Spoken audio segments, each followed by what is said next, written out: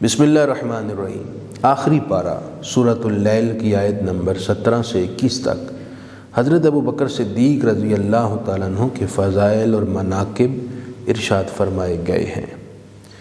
امام المفسرین حضرت امام فخر الدین رازی رحمہ اللہ فرماتے ہیں کہ اس بات پر مفسرین کا اجماع ہے، یہ آیات حضرت ابوبکر صدیق کی فضیلت میں نازل ہوئی ہیں۔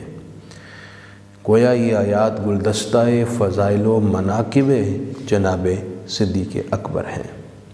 اللہ رب العزت نے اپنے حبیب کی یار کی عظمت کو یوں بیان فرمایا، وَسَيُجَنَّبُهَا الْأَتْقَى، بہت جلد دوزخ سے سب سے بڑا پرہیزگار دور رکھا جائے گا۔ اتقا سب سے بڑا پرہیزگار حضور کی امت میں حضرت ابوبکر صدیق ہیں۔ الذی یؤتی مالہ یتزکیٰ، وہ جو اپنے مال اپنی دولت راہ خدا میں اس لیے دیتا ہے کہ اس کا باطن پاک ہو۔ اس سے معلوم ہوا جناب صدیق اکبر کے تمام صدقات، تمام اموال جو خرچ ہوتے ہیں اللہ کی راہ میں وہ مقبول ہیں، اور حضور رحمت عالم صلی اللہ علیہ وآلہ وسلم صدیق اکبر کے مال کو اپنا مال سمجھتے اور ان کے مال کو یوں خرچ کرتے جیسے باپ اپنے سعادت مند بیٹے کے مال کو خرچ کرتا ہے۔ وَمَا لِأَحَدٍ عِنْدَهُ مِن نِعْمَةٍ تُجْزَىٰ، اور کسی کا اس پر کوئی احسان نہیں ہے جس کا بدلہ دیا جائے۔ حضرت ابوبکر صدیق نے 6 یا 7 غلام آزاد کیے، تو کسی کا حضرت ابوبکر صدیق پر احسان نہیں تھا کہ بدلے میں وہ ان کو آزاد کروا رہے ہیں۔ تو پھر وہ آزاد کیوں کروا رہے ہیں؟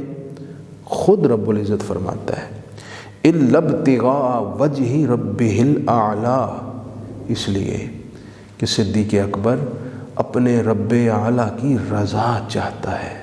ان کا مقصود صرف یہ ہے، ان کی نیت تمام قسم کی ریاکاری کی آلائش سے پاک ہے۔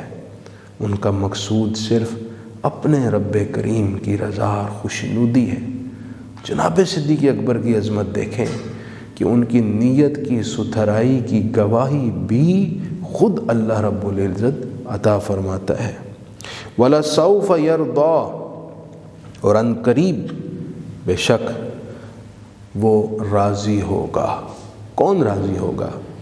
یردا کا فاعل اللہ رب العزت ہو تو معنی یہ بنے گا کہ ان قریب اللہ صدیق اکبر سے راضی ہوگا، اور اگر اس کا فاعل ابوبکر صدیق ہوں تو پھر معنی یہ ہوگا کہ اللہ رب العزت اپنی عطا کے دروازے صدیق اکبر پر ایسے کھولے گا کہ وہ اپنے رب کی نعمتوں کی بارش دیکھ کر اپنے رب سے خوش ہوگا۔